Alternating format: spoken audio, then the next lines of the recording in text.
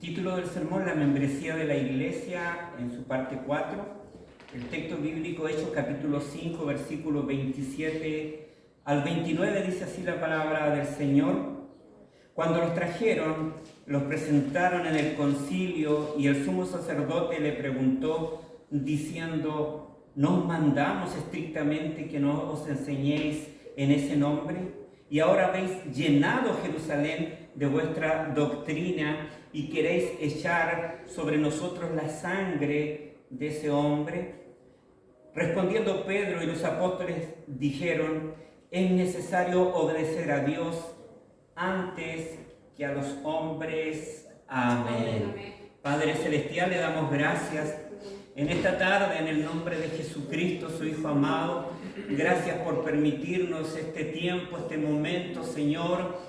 Le damos gracias por estar reunidos en su nombre. Y ahora queremos, Señor, sentarnos a la mesa y poder ser expuestos a su palabra, y que sea su Espíritu Santo de comienzo, Señor, a fin, gobernando esta predicación, y que cada uno de nosotros pudiésemos estar con nuestro corazón abierto para poder, Dios mío, recibir tu palabra y poder colocarla por obra para la gloria de su nombre, para que pudiésemos, Señor, madurar, para que pudiésemos crecer, Señor, y para que cada día pudiésemos estar un poquito más a la estatura más importante y más gloriosa, a la estatura de Jesucristo nuestro Señor.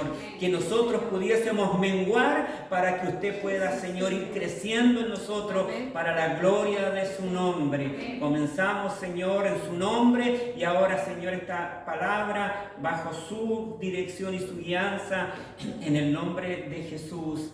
Amén. Y amén. Gloria al Señor.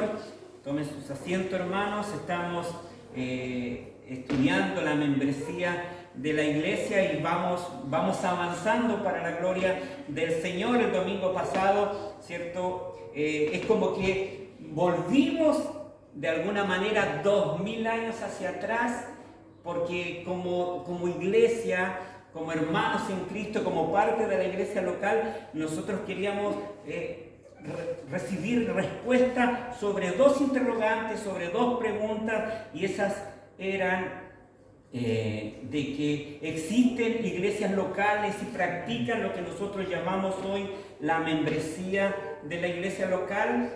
Y ahí nosotros pudimos abrir las escrituras, abrir la palabra, y de alguna manera nosotros vernos ahí hace más de 2000 años, y estar en Jerusalén y caminar por esas calles polvorientas, y llegamos en un momento de la historia tan importante y tan glorioso que podíamos ver el domingo pasado, en que ahí había un puñado de personas, había un grupo de personas que estaban en el aposento alto. Se dice que el aposento alto eran, ¿cierto?, eran casas, propiedades en que estaban divididas en dos partes, y el aposento alto era la parte de arriba, era el segundo piso que conocemos nosotros, que normalmente estaba hecho en un solo paño en el segundo piso.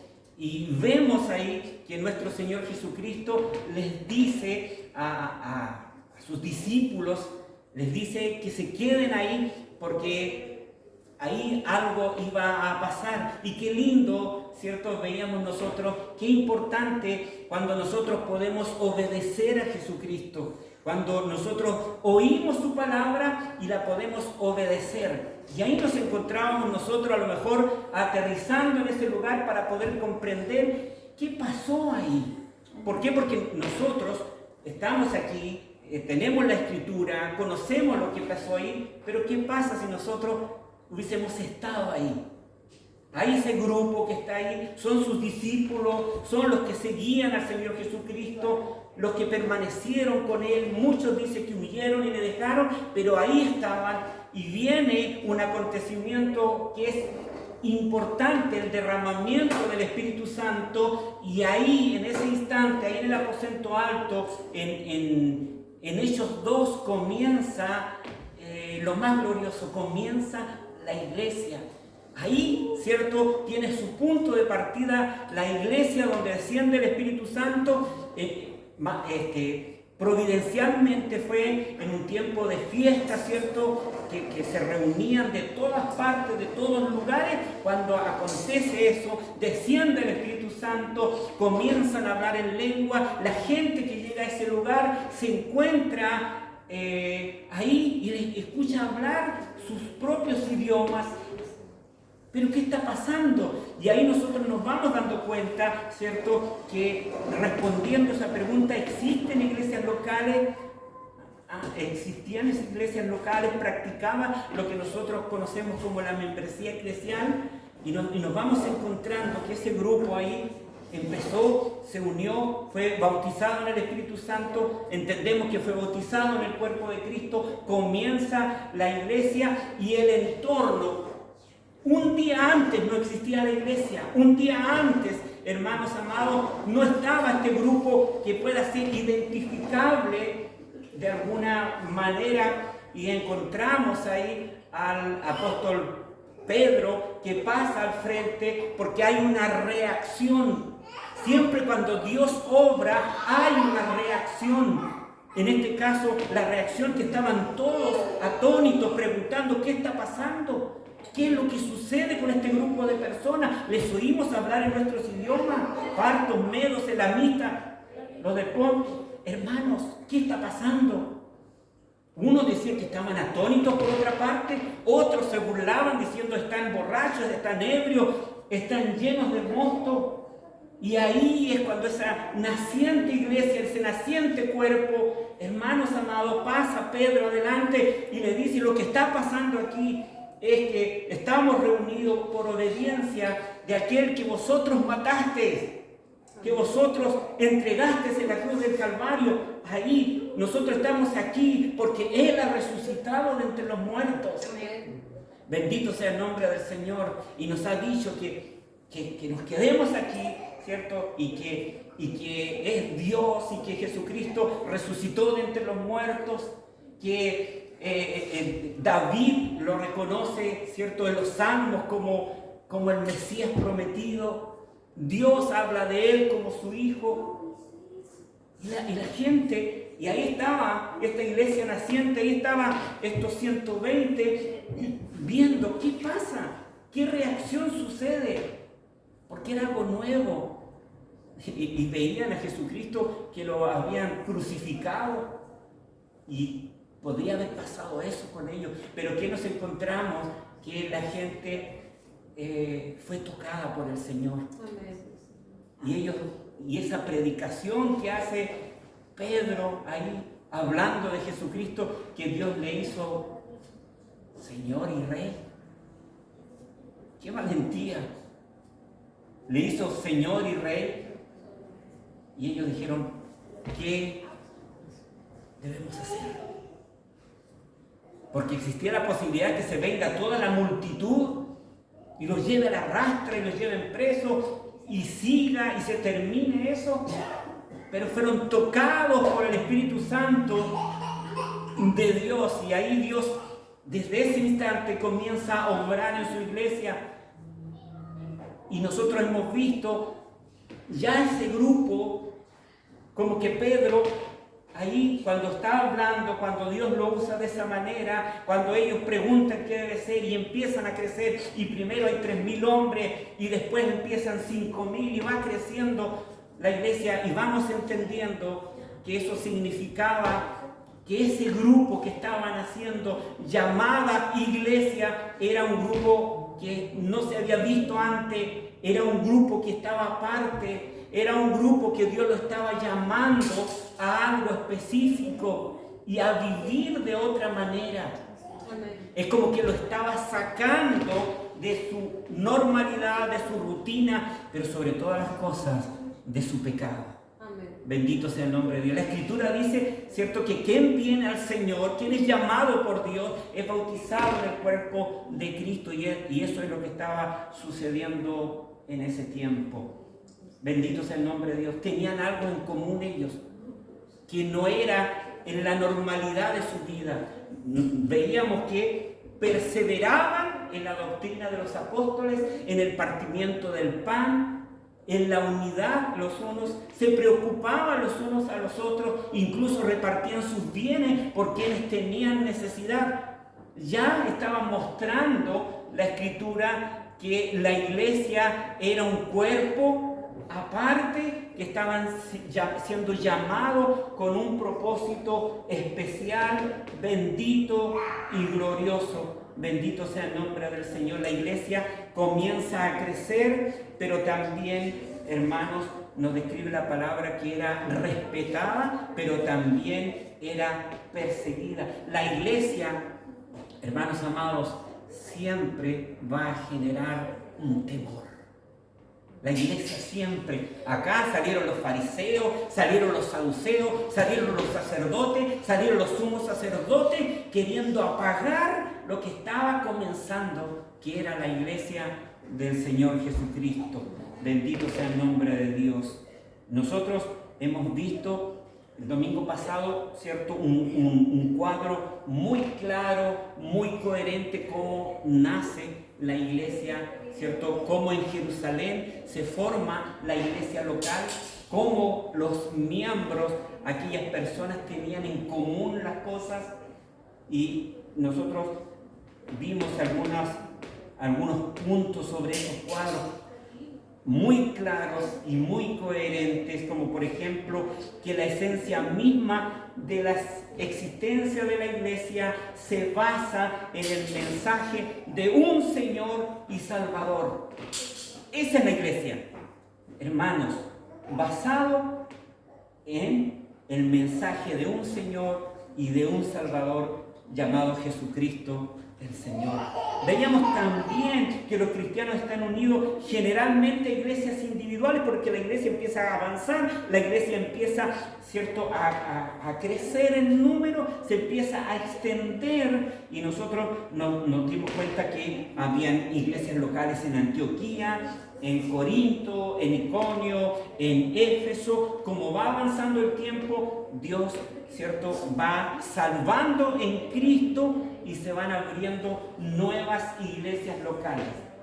Y ahí nosotros nos encontramos que esos cristianos estaban unidos generalmente en iglesias individuales. Veíamos que en el comienzo todos los creyentes quedaban en la iglesia en Jerusalén, pero a través de la persecución después se fueron abriendo nuevos campos, van abriéndose nuevas iglesias, y encontramos que la iglesia se comunicaba entre sí, se identificaba entre sí, se ayudaba mutuamente en tiempos de necesidad. Si tenían que pasar las fronteras para ayudar a una iglesia hermana, lo hacían. Porque tenían todas las cosas en común. Bendito sea el nombre de Dios. Y veíamos que los cristianos también se identificaban a sí mismos como iglesia. Cuando perseguían, los opositores perseguían a la iglesia. Saulo de Tarso perseguía a la iglesia. ¿Se da cuenta que Saulo no perseguía a una persona individual, un creyente individual? Ellos perseguían la iglesia. Bendito sea el nombre del Señor. Veíamos también que los cristianos de alguna manera poseen un poder especial y una identidad corporativa cuando se reúnen oficialmente, como nosotros lo estamos haciendo en esta tarde, en el Día del Señor, cuando nos reunimos como iglesia, como esta asamblea reunida, hermanos. Y el domingo pasado terminamos con que el primer paso de la vida cristiana es siempre el bautismo. O sea, somos llamados por el poder del Evangelio, somos llamados por Jesucristo, Dios nos llama en Cristo, Él nos perdona, nos salva, nos limpia, nos reconcilia, nos justifica. Inmediatamente viene, ¿cierto?, el bautismo, ese primer paso posterior a la salvación. Y en el día de hoy vamos a seguir avanzando y vamos a seguir viendo ese cuadro claro y coherente que nosotros encontramos en la iglesia del comienzo, en la iglesia primitiva. Porque todos amamos la iglesia primitiva, hermanos, todos, cuando queremos mirar hacia alguna parte, lo ideal es que miremos la iglesia primitiva, que miremos la iglesia del comienzo, cómo era, hermanos, y de esa manera nosotros guiarnos para la gloria de su nombre. Y nos encontramos en el día de hoy, a los cristianos se les manda separarse del mundo y no asociarse oficialmente con el mundo. Eso es ser parte de la iglesia, es ser un creyente, hermano, que ha sido llamado por el Señor, que ha sido perdonado, que ha sido bautizado en el cuerpo de Cristo, y por lo tanto a los creyentes, a la iglesia, a los cristianos se les manda a separarse del mundo y no asociarse, hermanos, oficialmente con Él. No es que tengamos que salir del mundo, porque Jesús cuando está orando en la oración sumo sacerdotal en San Juan capítulo 17 versículo 15, él dice: no ruego que lo quites del mundo, sino que los guardes del mal. Amén. Bendito sea el nombre del Señor. El apóstol Pablo no prohíbe las relaciones con los no cristianos, como vemos en 1 Corintios capítulo 5 versículos 9 y 10, pero sí hace un hincapié constante, hermanos, es que los cristianos no pongamos en riesgo nuestra identidad como creyentes, nuestra identidad como cristianos, hermanos, compartiendo oficialmente con no creyentes. Eso debemos tener cuidado. La identidad debe cuidarse. La identidad de un creyente debe protegerse sobre todas las cosas. 2 Corintios 6:14 dice: no os unáis en yugo desigual con los incrédulos, porque la luz no tiene comunión con las tinieblas, nos dice 2 Corintios 6:14.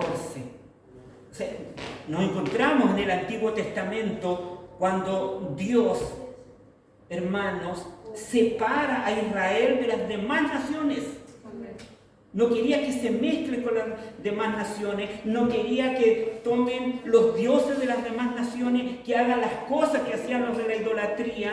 De la misma manera, la importancia de un creyente es que sepa mantener quién es. Yo saco mi cédula de identidad cuando me preguntan quién soy y la muestro.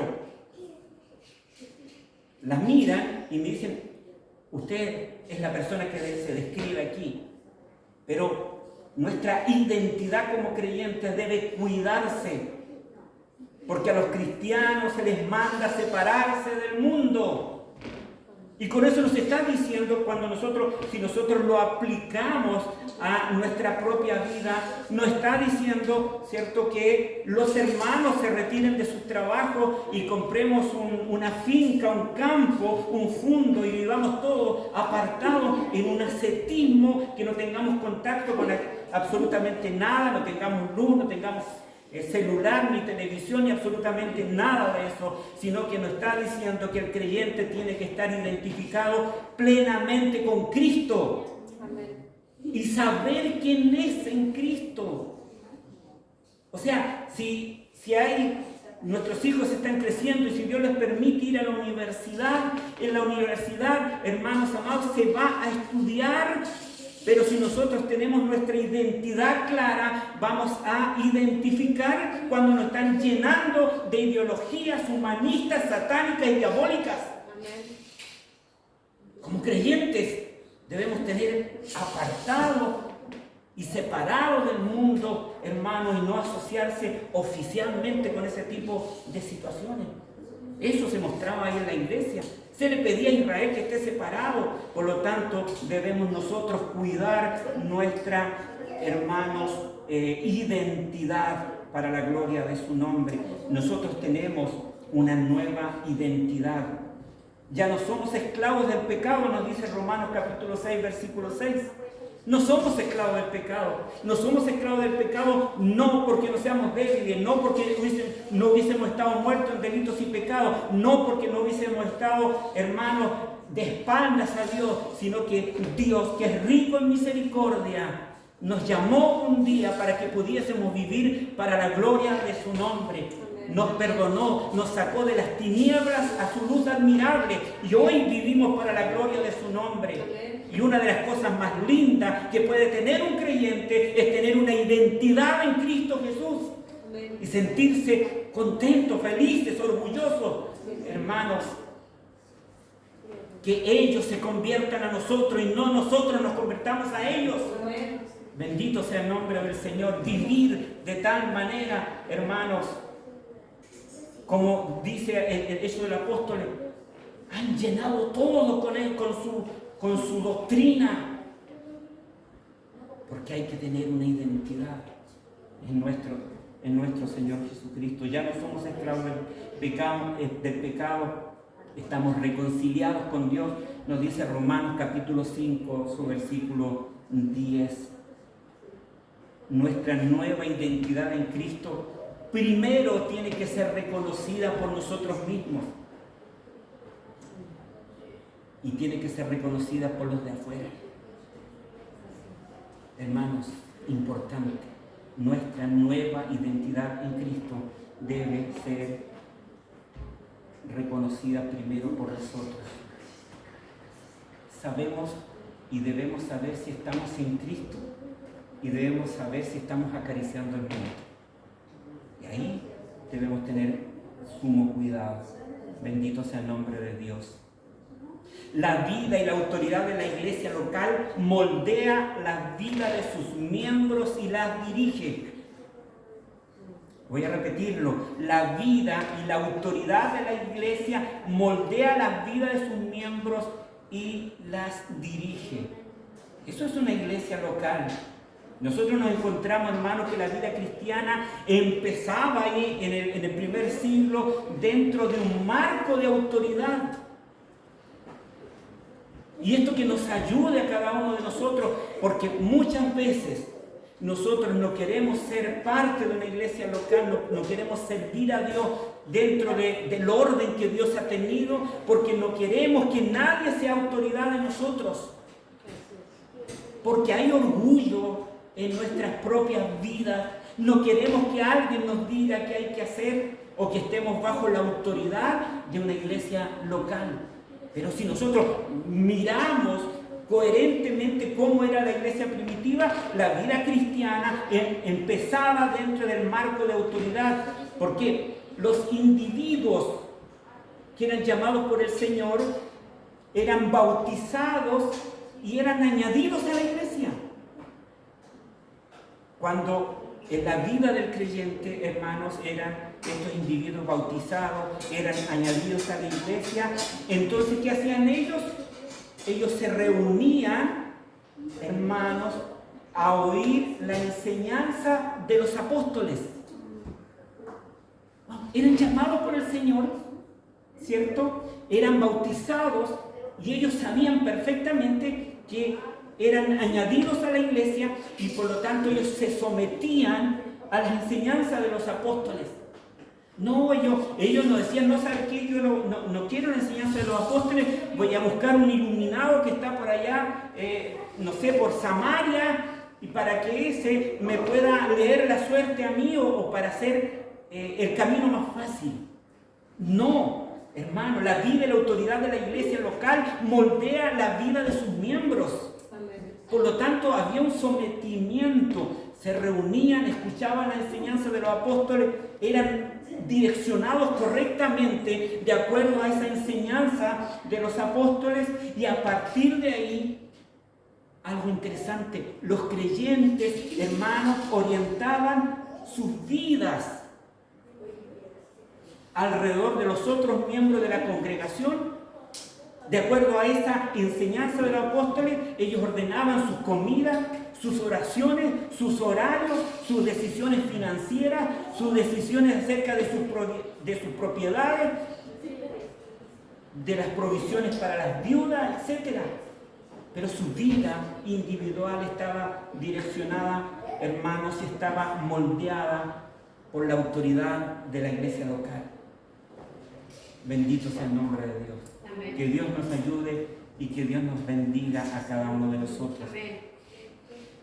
Por otra parte, a los líderes cristianos se les hace responsable por sus ovejas en particular.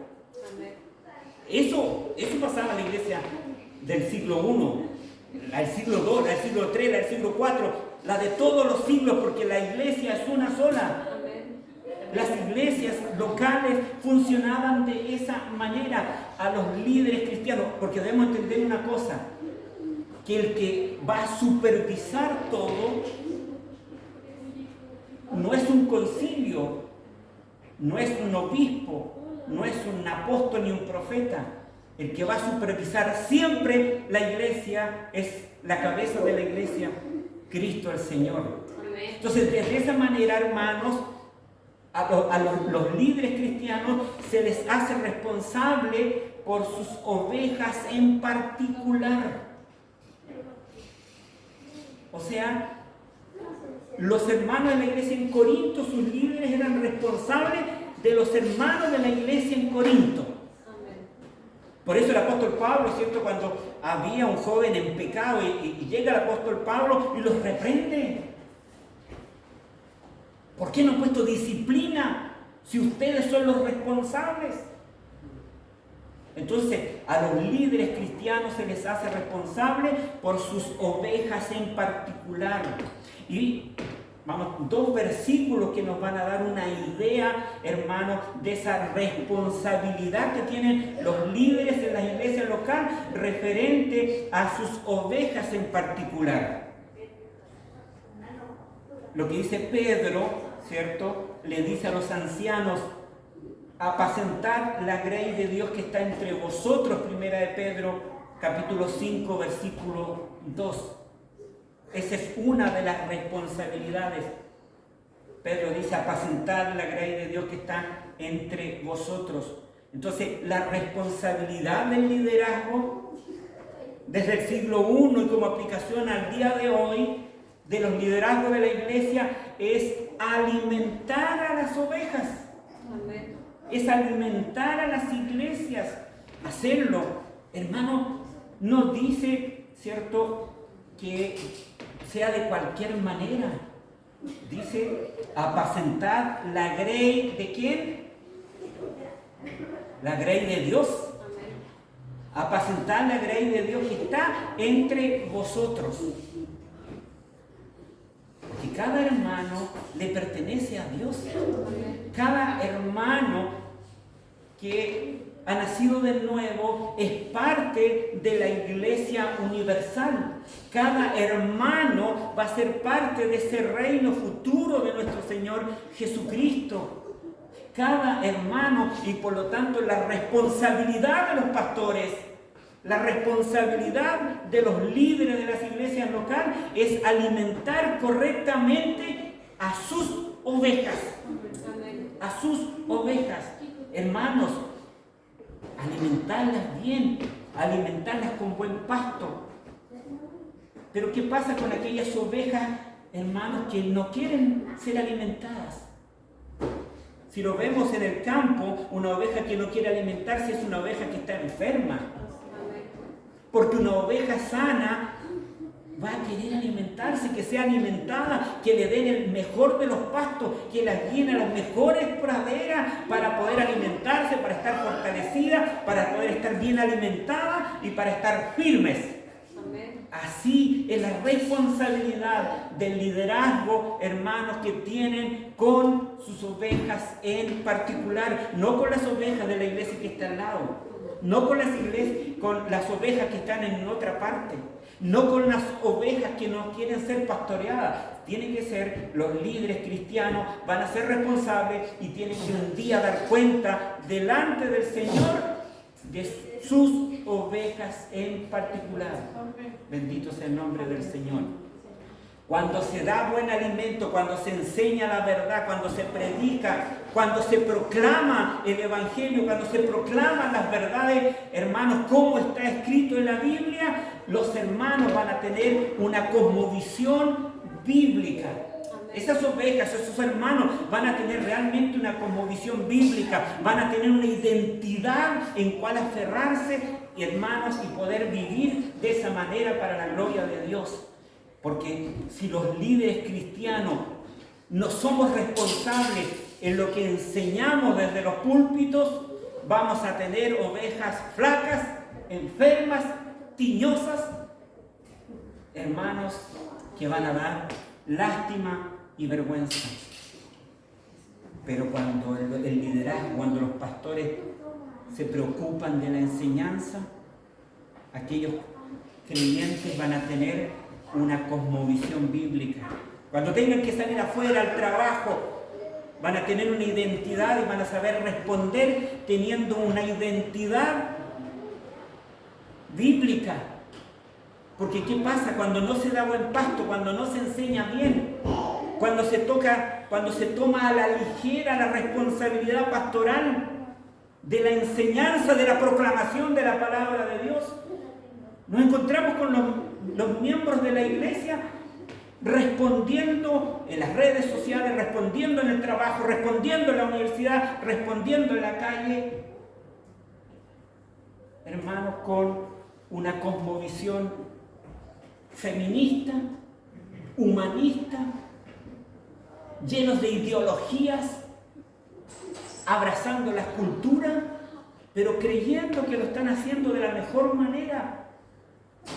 Entonces se da cuenta la responsabilidad de los líderes, la responsabilidad de los pastores, de poder estar enseñando la verdad.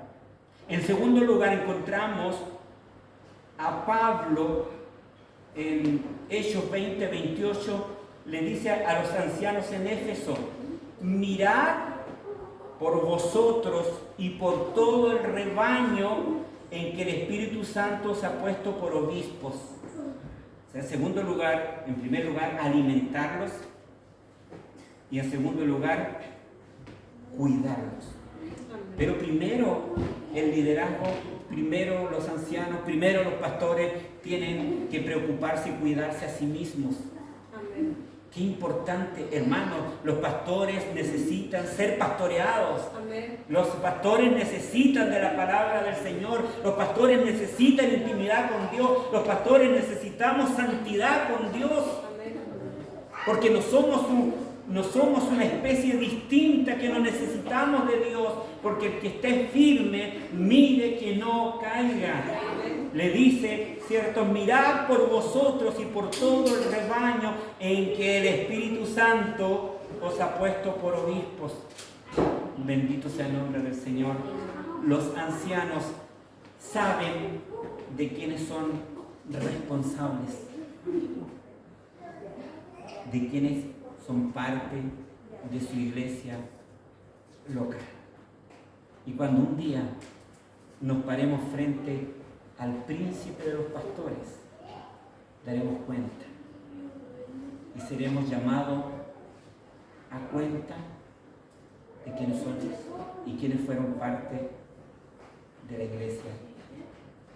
Como dice, mirad por vosotros y por todo el rebaño en que el Espíritu Santo os ha puesto por obispos.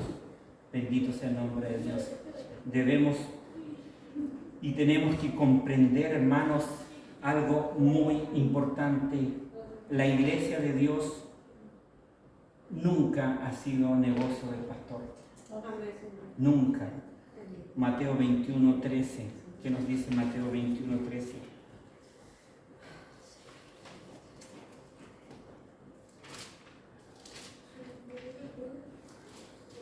Mateo 21:13 nos dice: y le dijo Jesús, escrito está, mi casa, casa de oración será llamada, mas vosotros la habéis hecho cueva de ladrones. Bendito sea el nombre del Señor. Tenemos que comprender que la iglesia le pertenece al Señor y Él la describe como su cuerpo. Así que siempre debemos tener sumo cuidado, hermanos amados, para la gloria de su nombre. Los cristianos, a través, ¿cierto?, de la iglesia, expulsan de la comunión a los falsos creyentes o aquellos creyentes que caen en pecado y no se quieren arrepentir, donde no hay arrepentimiento. El apóstol Pablo en una de las cartas le dice a la iglesia en Corinto: quitad pues ese perverso de entre vosotros, 1 Corintios capítulo 5, versículo 13. Y obviamente no se puede excomulgar o no se puede quitar a alguien que no es miembro. ¿Ya? Entonces, ahí eso es muy importante, hermanos, a menos que pertenezcan primero a la iglesia. Y en otro lugar, el apóstol Pablo nos manda que amonestemos a las personas que causen división, ¿cierto? O divisiva 2 veces, y si no cambia, la desechemos. Tito capítulo 3, versículo 10, y Juan nos habla acerca de los falsos profetas que salieron de nosotros, porque no todos son de nosotros. Primera de Juan capítulo 2, versículo 19. Lo importante es que la iglesia debe estar clara bíblicamente. ¿Ya? Muchas veces se utiliza la disciplina en su grado máximo, llegando a la excomunión, ¿cierto? Para que el Señor pueda obrar en la vida, y si es un verdadero creyente, que eso le corresponde solamente al Señor, lo va a disciplinar de tal manera que sea salva su alma, aunque pueda ser disciplinado su cuerpo, incluso hasta la muerte. Bendito sea el nombre del Señor. La iglesia es su membresía, y esto es importante cuando nosotros vemos, hermanos, la iglesia en Jerusalén. O sea, ¿qué era para la iglesia en Jerusalén? La membresía. Era en Jerusalén ser cristiano significaba pertenecer a la iglesia. Así de simple. O sea, nadie que recibe la salvación, hermanos, queda dando vueltas por ahí solito pensando en unirse o no a una congregación. ¿Qué cosa se veía en la iglesia en Jerusalén? La gente, hermano, era llamada por el Señor, se arrepiente, son bautizados en la comunión de la iglesia.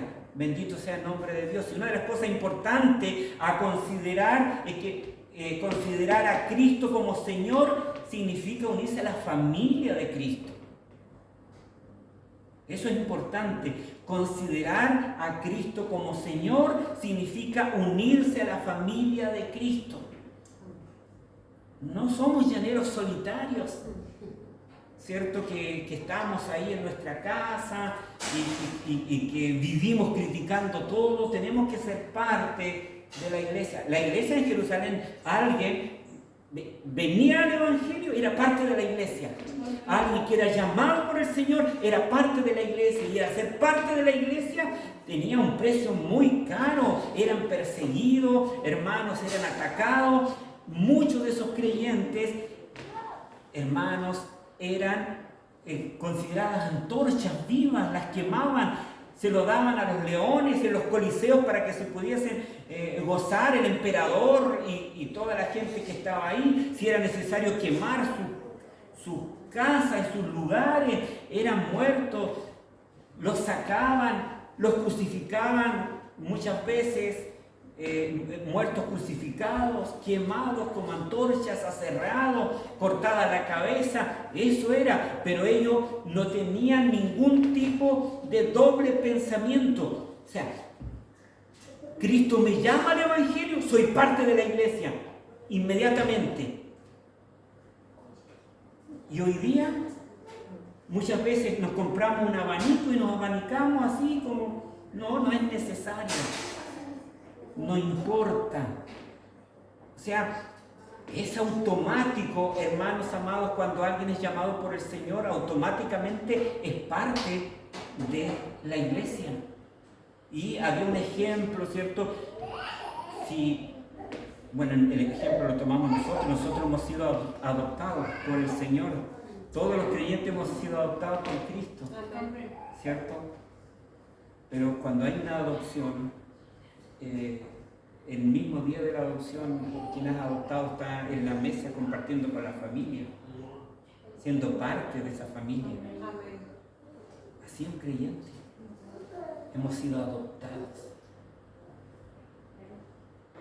Hemos sido adoptados. E inmediatamente, en forma automática, debiésemos cada uno de nosotros, hermanos, ser parte de su iglesia. Bendito sea el nombre de nuestro Dios. El concepto de la membresía, y con esto ya vamos a estar terminando, el concepto de la membresía de la iglesia está presente en todo lo que nosotros leemos y en todo lo que nosotros oímos, ¿ya? Tanto los de dentro como los de fuera debiesen saber quiénes son la iglesia. ¿Se dan cuenta?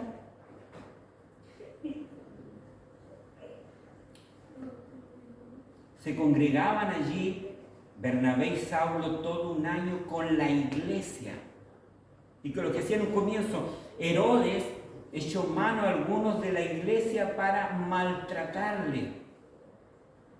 O sea, nosotros nos encontramos ahí que está claro que tanto los que estaban afuera sabían quién era la iglesia y obviamente los que estaban adentro sabían quién era la iglesia. Entonces una iglesia local, si lo aplicamos ahora, debe saber quiénes son los miembros de la iglesia. Lo otro pueden ser visitas, ¿cierto?, que acude esporádicamente como visita, pero la responsabilidad del liderazgo es de los miembros de la iglesia. Amén. ¿Ya? Entonces, con esto que hemos visto hasta hoy, está claro que las iglesias locales han existido desde el comienzo del cristianismo y que esas iglesias se constituyen ni más ni menos con sus miembros, ¿ya? Así que podemos afirmar a la pregunta que nos hacíamos categóricamente que ellos en la iglesia primitiva practicaban la membresía de la iglesia. Bendito sea el nombre del Señor. Que cada predicación que tengamos, que cada exposición que podamos ser instruidos a través de la palabra, podamos ir entendiendo y comprendiendo ese sacrificio de Cristo por nosotros y que fue grande y que fue bendito y que fue glorioso y que no solamente nos dio la salvación de nuestras vidas en forma individual, sino que nos bautizó en un cuerpo.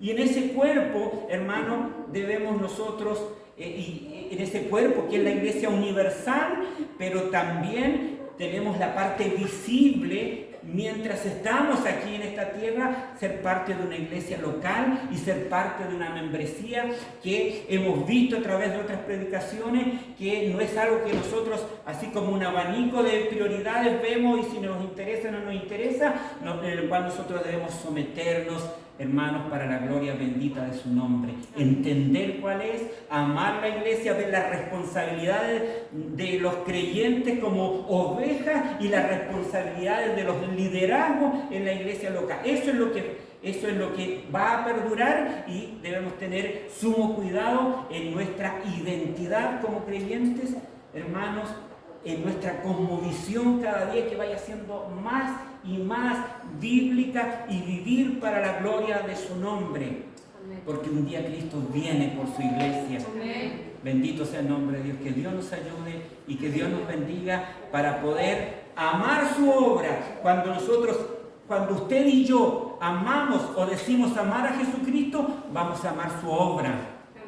Y vamos a querer, cada uno de nosotros, ser parte, edificar ese cuerpo, utilizar los dones y los talentos que Dios nos ha dado, hermanos, y estar haciendo que su iglesia pueda crecer para la gloria de su nombre, porque de Él y para Él son todas las cosas, toda la gloria, toda la honra, toda la alabanza y todo el imperio.